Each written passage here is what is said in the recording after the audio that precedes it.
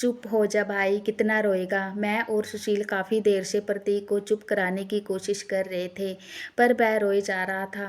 राहुल अपना आपा खोता जा रहा था और दीवार पर हाथ मारते हुए कुछ बोल रहा था।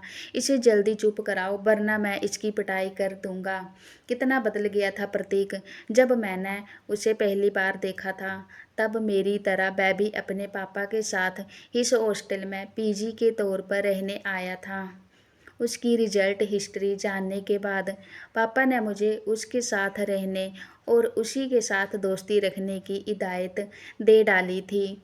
जहां मैं नीट की परीक्षा के लिए कोटा आया था, वह आईआईटीएन था। पढ़ने में होशियार प्रतीक, जब देखो किताबों में ही घुसा रहता। पर मुझे शाम होते ही ऐसा लगता जैसे मेरे छोटे से कमरे की दीवारों ने भयावह आकृति अख्तियार कर ली है और मैं डर कर कमरे से बाहर भागता। मेरे कमरे के पास ही सुशील का भी कमरा था, पर वह सिर्फ नाम का सुशील था। पढ़ाई लिखाई से उसका कम ही वास्ता था। वह कमरे में कम बालकनी में ज़्यादा रहता था। और रहता भी क्यों नहीं, उसने अपने शहर में कहाँ इतनी हरियाली देखी थी जो यहाँ थी। हमारे हॉस्टल वाली गली में सिर्फ हमारा ही बॉयज़ हॉस्टल था, बाकी सारे गर्ल्स हॉस्टल थे। चारों तरफ गोपियाँ, बीच में कन्हैया वाला हाल था। मेरे कमरे के सामने वाला कमरा प्रतीक का था और उसके पास वाले कमरे में नया लड़का राहुल आया था, जो जल्दी ही हम सब का बॉस बन गया था। उसे सुशील की हरकतें बिल्कुल पसंद नहीं थी। मुझे वह अपना छोटा भाई समझता था और ऐसे भाषण पिलाता था जिसके आगे मम्मी के भाषण भी फीके पड़ जाते थे। मैं, राहुल और प्रतीक अक्सर साथ ही पढ़ाई करते थे, पर शाम होते ही हमें किताबों को देखकर उबकाई सी आने लगती। इसलिए हम उसी वक्त पढ़ाई बंद करके नहा धोकर परफ्यूम लगाकर हीरो बन जाते और कोटा की भीड़ भरी सड़कों पर घूमने निकल जाते। प्रतीक और राहुल लड़कियों को देखकर खुश होते, लेकिन लड़कियां मुझ पर लाइन मारती हुई निकल जाती तो मैं शर्मा कर रह जाता। सुशील को तो गर्लफ्रेंड भी मिल गई थी और उस लड़की ने उसे अपनी और अपनी सहेलियों की हर ख्वाहिश पूरी करने वाला जिन बना लिया था। हमें उसकी ऐसी हालत पर तरस भी आता और हंसी भी आती, पर कई बार हमारे समझाने पर भी वह नहीं समझा तो हमने उसे उसके ही हाल पर छोड़ दिया। इधर हमेशा से पढ़ाकू रहे प्रतीक का भी मन उठकने लगा था। वजह थी सामने वाले हॉस्टल में रहने वाली अनन्या। अब वह भी अपने कमरे में कम, बालकनी में ज़्यादा नज़र आता था। हमेशा ख्यालों में खोया रहता। जब हमसे उसका हाल देखा नहीं गया तो हमने उन दोनों की मीटिंग की जुगत भिड़ाई और उनकी प्रेम कहानी शुरू हो गई। परेशानी ये थी कि परीक्षा के दिन नज़दीक आ रहे थे और मैं व राहुल घूमना फिरना छोड़कर अब पढ़ाई में जुटे हुए थे। पर प्रतीक का मन अब पढ़ाई में नहीं लग रहा था।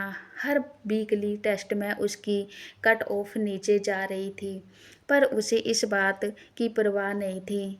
फिर वही हुआ जिसका हमें डर था। उसका रिजल्ट इतना डाउन हुआ कि उसने आईआईटी के छोड़ने का निश्चय कर लिया।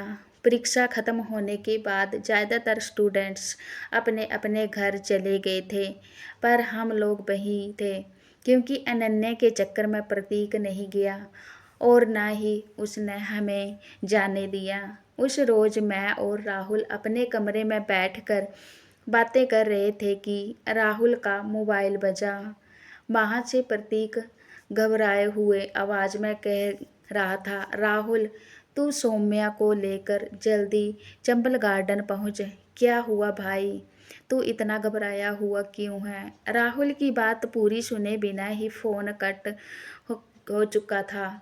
हम दोनों जैसे थे उसी स्थिति में ऑटो लेकर चंबल गार्डन पहुँचे तो वहाँ का नज़ारा देखकर हक्के बक्के रह गए।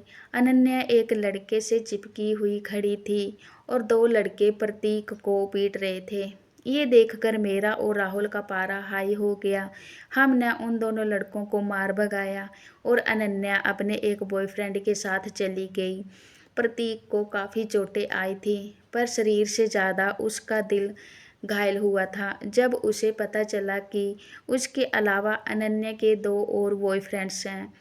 उसने गुस्से में आकर अनन्या से कहा कि वह सबके सामने उसकी पोल खोल देगा, तो उसने व उसके बॉयफ्रेंड ने अपने दोस्तों को बुलाकर प्रतीक को पिटवा दिया। बेचारे प्रतीक का रो रो कर बुरा हाल हो रहा था। इस तरह तो वह शायद बचपन में अपना कोई प्यारा खिलौना टूटने पर भी नहीं रोया होगा। राहुल बार बार दीवार पीट रहा था और गुस्से में उबल रहा था।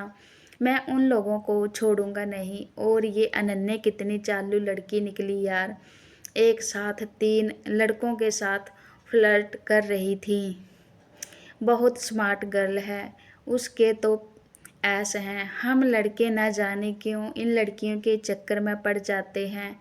मैंने कहा तो प्रतीक ने मुझे घूर कर देखा और घुटनों में मुंह छुपाकर फिर से रोने लगा। उसके रोने से जहां मुझे दया आ रही थी, वहीं राहुल को बहुत ही गुस्सा आ रहा था। ऐसे रो रहा है जैसे पता नहीं क्या हो गया है। अरे अभी तो हमारी लाइफ शुरू हुई है। अभी तो न जाने कितने लोग हमारी लाइफ में आएंगे और चले जाएंगे, तो क्या उसे याद कर हम यूं ही रोते रहेंगे। उस लड़की के चक्कर में अपनी पढ़ाई खराब की सो अलग। सच में इन लड़कियों के चक्कर में पड़ना ही नहीं चाहिए। ये सिर्फ हमारी जेब ही ढीली करवाती हैं।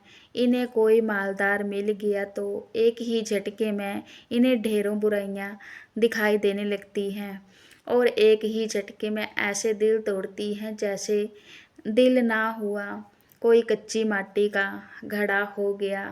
राहुल बड़बड़ाए जा रहा था और प्रतीक का रोना बंद नहीं हो रहा था। तभी मुझे एक उपाय सूझा।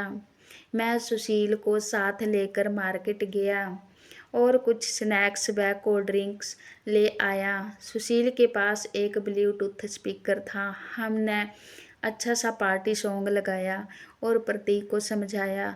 तब उसने अनन्या की सारी फोटोग्राफ्स डिलीट की, फिर उसे सोशल साइट्स पर ब्लॉक कर दिया। ये सब करने के बाद उसके चेहरे पर सुकून की झलक दिखाई दी। उसका मूड बदलता देख हम सब मूड में आ गए और फिर हम चारों ने सारी रात खूब डांस किया। भाई का ब्रेकअप हुआ था भाई, पार्टी तो बनती है।